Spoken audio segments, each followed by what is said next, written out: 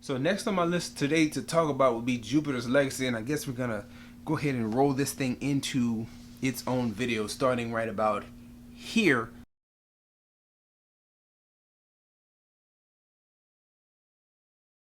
My thoughts on Jupiter's Legacy.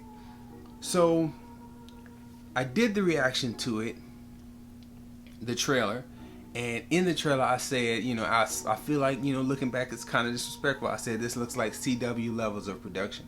So gotta correct that and address that straight off the bat. It is not CW levels of production. It is a step up from CW levels of production, but I also feel it's not the same level of production as you get from Stranger Things or Ozark or what's another real good Netflix based show? Glow. It's like those shows that I just named, like they don't all have the visuals and the action and the fighting that you get from Jupiter's Legacy. But at the same time, it also feels like, man,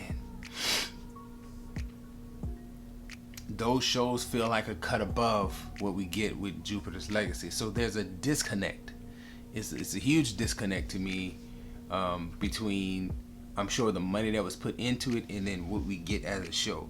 I must say though, Josh Duhamel, although he's not the best actor in the world, like he doesn't transform on the screen or nothing like that, he's doing a hell of a job.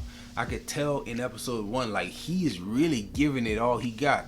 And again, who am I to be judging people? But when I look at his performance, you know how they say some people phone it in? Like I think about Bruce Willis. People say he's phoning it in, and like over time, you could really tell. Like he don't look like he's trying hard. Josh Duhamel was trying hard, and it appeared like that in almost every scene. I liked it. Jupiter's Legacy is not the best by any stretch of the imagination, but if you don't have anything else to be watching, you don't have anything else to put on, I think it's worth a look. I'm actually on like episode 4. I was falling asleep between 4 and 5. I jumped myself back up and finished off 4, started 5, and you have to get past episode 1. And I'm starting to see a pattern of that with content that we've been having lately.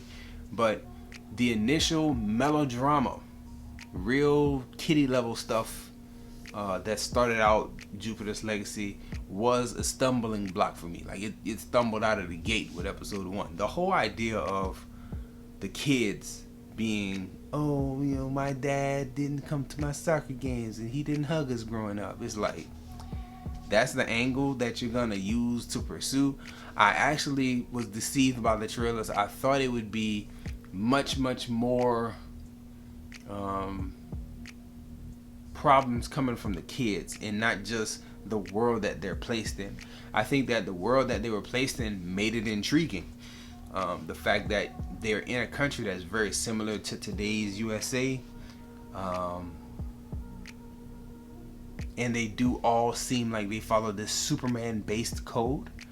I'm actually at a point though where I feel like the past stuff, how did they get their powers, how did this group of powered individuals come together, I feel like that is kind of carrying the show. The 1920s, 1930s stuff is carrying it more than the modern day stuff. The modern day stuff is okay, but I think the past stuff is kind of what's doing it for me. I'm way more intrigued about how did they get the powers, how did they build the team, who fell off along the way, than I am about Chloe or Brandon or the power people. It seems like everybody has powers that's around them. Like all that stuff is, to me, the past is running the show. So again, not the best show. I'll finish it up and come back and do a proper video. This is just kind of like my first impressions.